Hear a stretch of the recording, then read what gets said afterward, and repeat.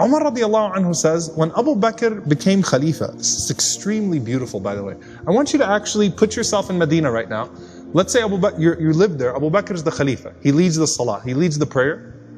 He said every day after Fajr, Abu Bakr radiallahu anhu would go in an opposite direction of his house and he would go deep into the desert. I was very curious, right? What does he do out there?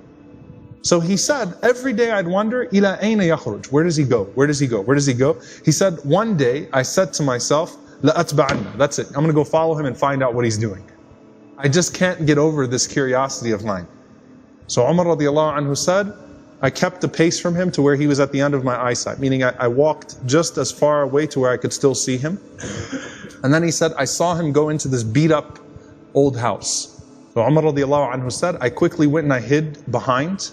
And he said, he spent a long time in there. It wasn't like a short amount of time. He spent a long time until after the sun was up. And it got hot, and then Abu Bakr radiallahu anhu left the home and he made his way back to Medina. He said, this is way out of the city of Medina now. So Umar radiallahu anhu said, I waited until I could no longer see him, meaning he made his way back to Medina. And Umar radiallahu anhu said, I knocked on the door. And he said, this woman opened the door. She was elderly. She was frail, she was blind, and there were a bunch of little kids running around.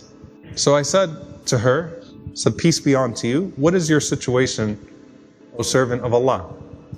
And she said that I am a blind woman, and I have no one to take care of me, and I also have these orphans with me. You know, and the implication, Allahu Alam, her kids died, left behind, these are her grandchildren, or these were orphans. Somehow, it's her, and it's some orphan children. Umar radiallahu anhu said, who is that visitor that comes to you every single day? The answer, she says, I don't know who he is. He never once shared his name with me. Umar radiallahu anhu said, well, what does he do? قالت جزاه الله خير. She said, may Allah reward him. Every morning he comes. Listen, by the way, she details it. She says, he cleans my home. He washes our clothes. He grinds our wheat. He bakes our bread, he cooks our breakfast, and then he leaves. Subhanallah, think about that. If this was the only narration we had about Abu Bakr, it's incredible. Seriously, the leader, the head of the ummah, the Khalifa, the most important man in the ummah right now, with his station, with his status, and he goes out every morning to this house, and he doesn't even tell the woman what his name is. He's just consider me a secret fa'il khair, right? Just some good doer.